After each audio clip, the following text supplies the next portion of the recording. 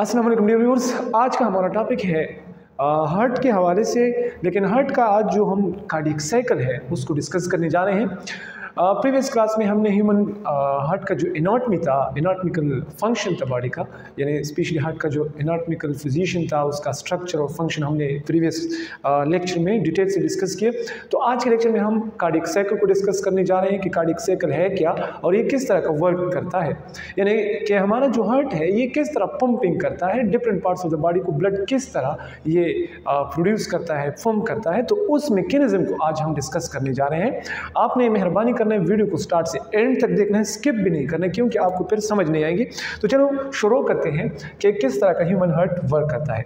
तो ये हमारे साथ है ह्यूमन हार्ट का स्ट्रक्चर, और ये जैसे आपको मालूम है कि प्रीवियस क्लास में हमने डिटेल से इसको डिस्कस किया है, लेकिन थोड़ा ओवरव्यू की तरफ चलते हैं कि ये हमारे साथ हार्ट का राइट साइड है, ये हमारे साथ हार्ट का लेफ्ट साइड है, ये हमारे साथ है राइट एट्रियम ये वाला रीजन, और ये हमारे साथ है राइट वेंट्रिकल। इसी तरह ये हमारे साथ है लेफ्ट एट्रियम और ये हमारे साथ है लेफ्ट वेंट्रिकल, यानी ये हमारे साथ 4 चेंबर पर इंक्लूड है। फिर इसके अलावा ये दो जो आपको ट्यूब नज़र आ रहे हैं ये असल के वेसल्स हैं। एक हमारे साथ है सुपीरियर वेना केवा और ये हमारे साथ है इंफीरियर वेना केवा, और ये दोनों वेन्स जो है ये हार्ट को deoxygenated blood different parts of the body से मतलब ब्लड सप्लाई करता है हार्ट को, ताकि वहाँ पर ये लंग्स की तरफ जाकर वहाँ पर ऑक्सीजनेट हो सके। फिर यहाँ से एक आर्टरी एराइज होता है जिसको हम कहते हैं पल्मोनरी आर्टरी, ये यहाँ से डीऑक्सीजनेटेड ब्लड लेकर लंग्स की तरफ लेके जाता है। फिर ये लेफ्ट एट्रियम और ये लेफ्ट वेंट्रिकल, यहाँ पर एक 4 टाइप के वेन्स एंटर होते हैं जिसको हम कहते हैं पल्मोनरी वेन्स। ये लंग्स से ऑक्सीजनेटेड ब्लड लेकर आते हैं हार्ट की तरफ। फिर यहाँ से एक आर्टरी एराइज होता है जिसको हम कहते हैं अयोटा, और ये अयोटा बॉडी के डिफरेंट पार्ट को फिर ऑक्सीजनेटेड ब्लड सप्लाई करता है। तो ये हमारे साथ थोड़ा सा शॉर्ट ओवरव्यू था कि किस तरह ह्यूमन हार्ट फंक्शन करता है। अब चलते हैं कि किस तरह ये कार्डियक साइकिल परफॉर्म होता है। तो कार्डियक साइकिल है 1 contraction and 1 relaxation of the heart, यानी जब हार्ट एक दफ़ा कंट्रैक्ट हो जाए और एक दफ़ा रिलैक्स हो जाए तो इस साइकिल को कहते हैं कार्डियक साइकिल। 1 सिस्टोल मतलब contraction and 1 relaxation of the heart is called diastole, यानी कि जब हार्ट हमारे साथ एक दफ़ा कंट्रैक्ट और रिलैक्स हो जाए तो इस मैकेनिज्म को हम कहते हैं कार्डियक साइकिल। तो ये कार्डियक साइकिल किस तरह का वर्क करता है, किस तरह ये स्टिमुलेट होता है ह्यूमन हार्ट। तो हमारे हार्ट के जो राइट एट्रियम का रीजन है, ये मैंने रेड डॉट से शुरू किया हुआ है, ये वाला रीजन, ये आपको एक डॉट सा नज़र आ रहा है, इसको कहते हैं राइट एट्रियम में एक स्पेसिफिक सेल्स जिसको कहते हैं, ये नर्व सेल्स की तरह नहीं होते, ये स्पेशलाइज्ड सेल्स होते हैं जिसको हम कहते हैं राइट एट्रियम में जो लोकेट है इसको हम कहते हैं एस ए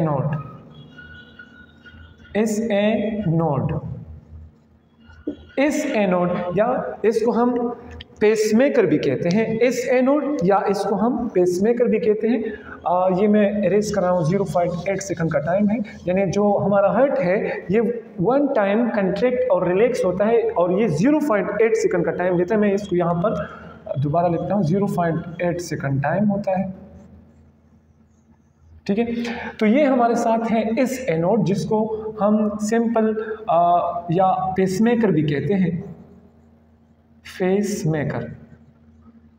ये एक स्पेशलाइज्ड टाइप के सेल्स होते हैं जो हार्ट की जो कंट्रैक्शन और रिलैक्सेशन है ये स्टिमुलेट करता है। तो जब ये कंट्रैक्शन स्टार्ट करता है और रिलैक्सेशन, तो यहाँ से कुछ स्पेशलाइज्ड और सेल्स होते हैं जो यहाँ से एक दूसरे के साथ इंटरकनेक्टेड होते हैं। जब राइट एट्रियम कंट्रैक्ट होता है तो यहाँ से कुछ इस तरह के कंट्रैक्शन और रिलैक्सेशन होता है, तो यहाँ से कुछ नर्व्स की तरह कुछ स्पेशलाइज्ड सेल्स होते हैं जो हार्ट के इस रीजन को, यानी जो राइट एट्रियम है और लेफ्ट एट्रियम है, इसको स्टिमुलेट करता है, एक स्पेशलाइज्ड मैसेज पास करता है जिसको हम एस ए नोड कहते हैं। ये यहाँ से कुछ इलेक्ट्रिकल इम्पल्स की तरह, कुछ नर्व्स इम्पल्स की तरह कुछ मैसेजेस पास होते हैं जो यहाँ की राइट एट्रियम और लेफ्ट एट्रियम को कंट्रैक्ट करता है। तो ये टाइम लेता है, यानी इसको हम कहते हैं एट्रिकुलर सिस्टोल, और ये टाइम लेता है 0.8 सेकंड का। फिर यहाँ से कुछ नर्व्स मतलब कि नर्व्स की टाइप के जो सिग्नल है ये आते हैं, यहाँ पर एक और नोड प्रेजेंट होता है जिसको कहते हैं, इस रीजन को हम कहते हैं AV node. AV node, atrioventricular node भी इसको कहते हैं, क्योंकि ये इन दोनों यानी कि एस ए नोड जो है ये एवी नोड के साथ इंटरकनेक्टेड होता है। तो यहाँ से कुछ सिग्नल आते हैं और इस एवी नोड को कंटेक्ट करता है, यानी इसको स्टिमुलेट करता है। जब यहाँ पर मैसेज आता है तो इस हार्ट के जो निचले वाला हिस्सा है, राइट वेंट्रिकल और लेफ्ट वेंट्रिकल है, इसको कंट्रैक्ट करने के लिए इसको इस नीचे के रीजन से इस तरह कंट्रैक्ट होना है। तो ये यहाँ साइडों से कंट्रैक्ट नहीं होता।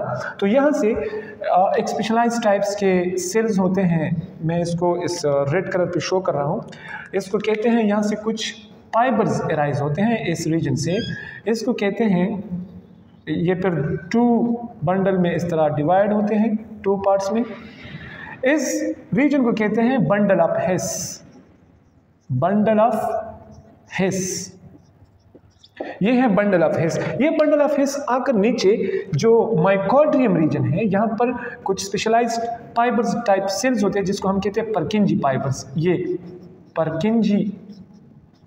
परकिंजी फाइबर्स इसको कहते हैं, और ये परकिंजी फाइबर एक ही टाइम में कंट्रैक्ट होते हैं। तो हार्ट को साइडों से इस तरह से, इस रीजन से और इसी तरह इस रीजन से हार्ट को कंट्रैक्ट करता है। तो ये हमारे साथ हो गए, ये राइट एट्रियम और राइट वेंट्रिकल, लेफ्ट एट्रियम और लेफ्ट वेंट्रिकल, ये रीजन जब कंट्रैक्ट होता है तो इसको, यानी जो निचला वाला हिस्सा है, जब ये कंट्रैक्ट होता है तो इसको कहते हैं वेंट्रिकुलर सिस्टोल, और ये टाइम लेता है 0.3 सेकंड का।